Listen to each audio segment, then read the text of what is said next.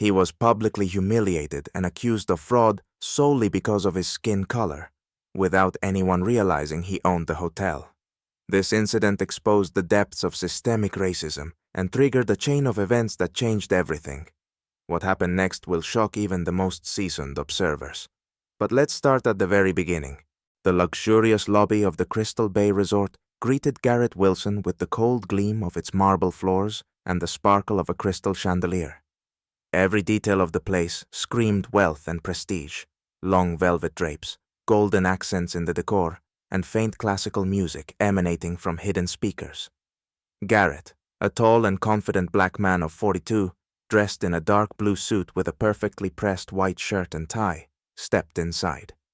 He carried a leather briefcase, and his face bore an air of dignity, mixed with fatigue from a busy workday. Surveying the lobby, he noticed a couple of guests in formal evening wear, chatting animatedly in a corner.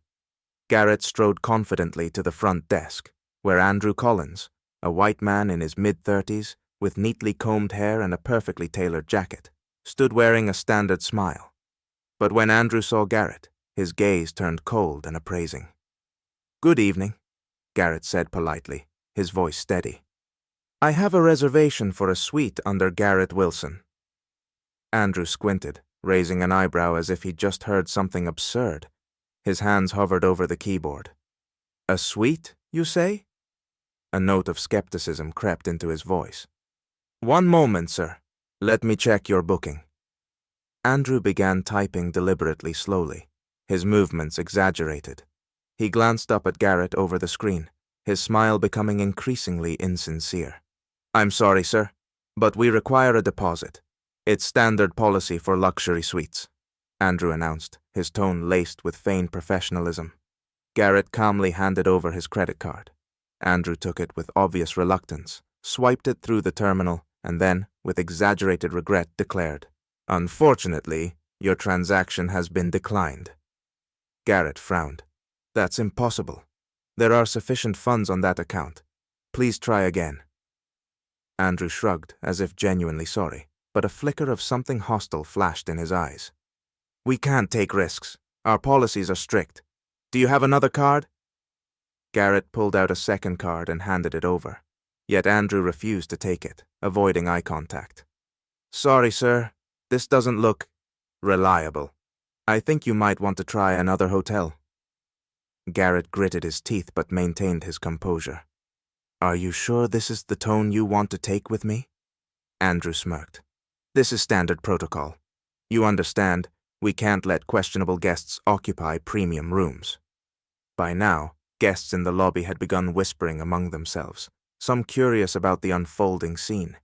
Garrett exhaled deeply, attempting to keep his irritation in check. "Are you denying me a room that I reserved and prepaid?" Andrew spread his hands in mock helplessness. "I'm not sure the payment went through." At that moment, Kelly Johnson, a young employee, noticed the escalating tension. She approached the desk, avoiding Andrew's gaze. "Maybe I can help, sir," she said quietly to Garrett, casting a nervous glance at her colleague. Andrew turned to her, clearly annoyed. "No, Kelly. I've got it under control. Stay out of it." Garrett looked at her, then back at Andrew. "I insist on speaking to your senior manager." Andrew smirked arrogantly. "I am the senior manager. If you're unhappy, feel free to file a complaint." The tension in the lobby reached its peak. People were now stopping to watch, some even pulling out their phones to record the confrontation. The standoff continued. Garrett stood firm, glaring at Andrew, who seemed to relish his position of power. The silence between them was heavy, like the calm before a storm.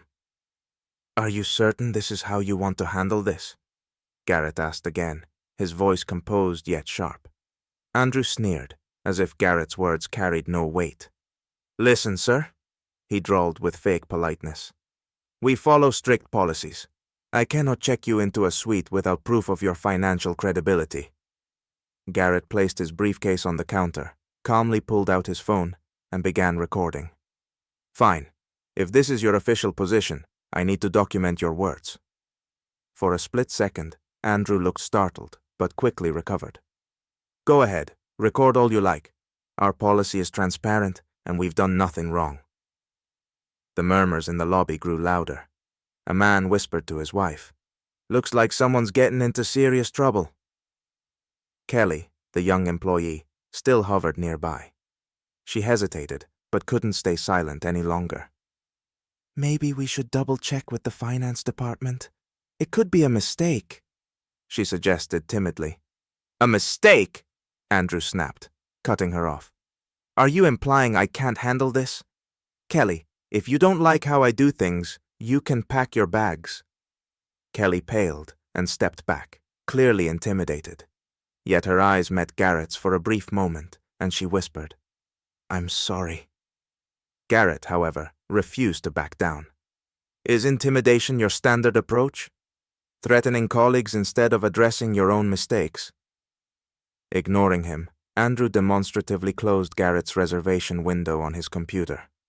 "Apologies, sir. If you have no further questions, we have other guests waiting." But suddenly, a confident voice rang out from the entrance.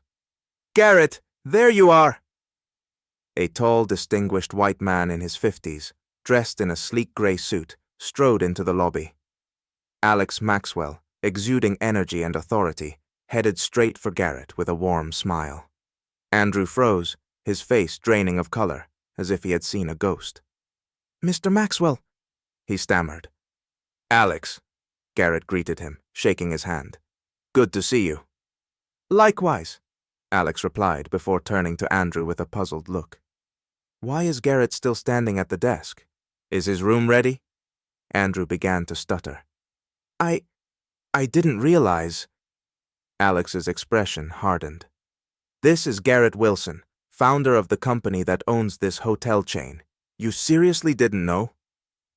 Gasps rippled through the lobby. Kelly covered her mouth in shock, while Andrew stood paralyzed. I'm sorry, sir. This was a misunderstanding," Andrew muttered. Garrett folded his arms, his voice cold. "A misunderstanding? You refused me service twice, openly questioned my financial credibility, and created a scene. Is that your idea of hospitality?" Alex shot Andrew a sharp look. "We need to talk. Gather the entire staff in the conference room in 10 minutes. Andrew nodded, his face ashen, and hurried away. Kelly lingered uncertainly, and Alex addressed her. "Your name?" "Kelly Johnson, sir. I'm an assistant manager," she replied nervously. Alex nodded curtly. "Good. You'll attend the meeting too." As Garrett and Alex headed for the elevators, the entire lobby buzzed with speculation. Guests whispered among themselves, replaying the dramatic scene they had just witnessed. The entire staff sat in tense silence in the conference room. Andrew stood in a corner, wringing his hands, while Kelly fidgeted nervously in the front row. Garrett stood at the head of the room, his tone calm but firm. "I conduct unannounced audits across our properties," Garrett began. "Today's incident highlights a troubling lapse in our service standards." Alex stepped forward. "Mr. Collins is no longer employed here. His behavior was unacceptable." Andrew jumped to his feet. "Please, Mr. Maxwell, give me another chance. It was all a misunderstanding."